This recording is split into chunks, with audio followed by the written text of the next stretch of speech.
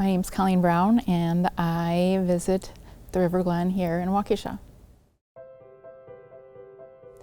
I met my husband Tim in a bar. My first experience with him was not pleasant. And I thought, wow, that guy's a real jerk. And by the end of the night, I had actually started talking to him and found him to be very funny and charming. He was so giving of everything. Like, he was just, if you were hurting, he was hurting and he wanted to help you. He was the first one to reach out to you or to a friend.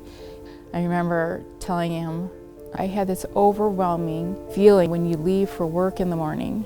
I don't care if you wake me up, but I need you to kiss me on the cheek so that I know that the very last thing that happened between us, it was love.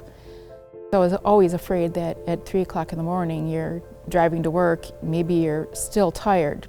So that Monday morning, he kissed me on the cheek and he laughed. So we continued to do it for that week, and that Friday morning, Friday the 13th, March of 2020, right at the beginning of the pandemic, I was awake and I watched him walk around to my side of the bed, and I sat up and I was able to wrap my arms around his neck and kiss him and say, I love you.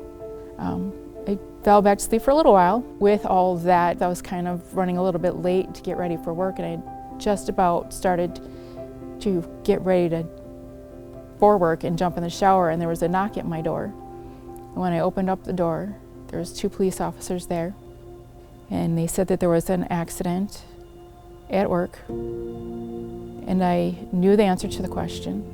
You know, I said, is he okay? And they said, no, he died. I remember clearly saying to him, what if you get hurt, or what if you were killed? What am I gonna do? Say I told you so? You won't be here, and I'll have to do this all alone.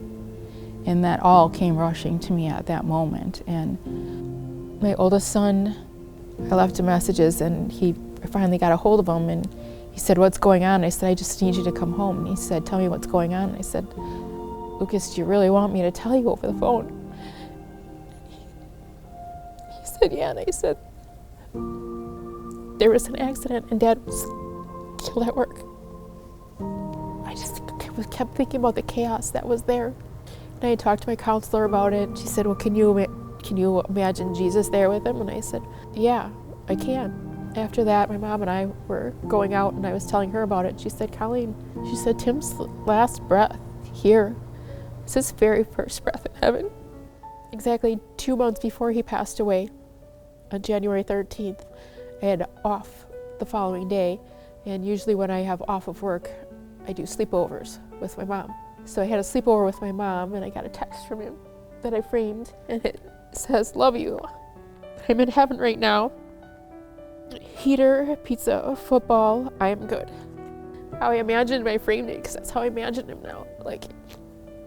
That's what got me through that first year. I was reading that, and it was a big change. It was so difficult because this was right at the beginning of the pandemic, and I knew that I couldn't do this on my own.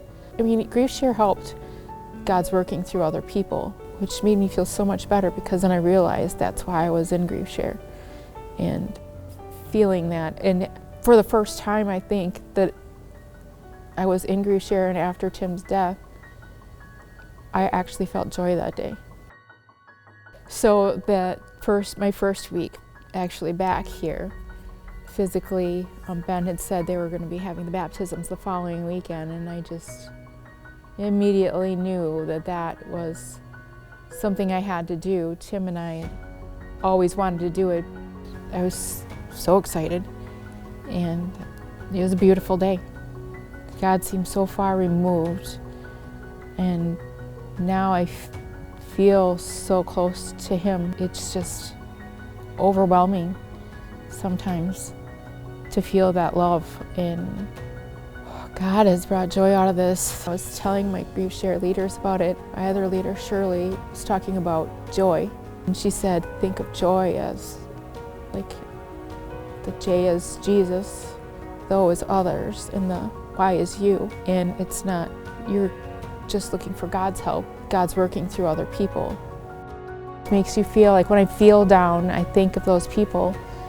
And I think of God and how He put them in my life, in my journey, and where I'm at now, and I'm just beginning.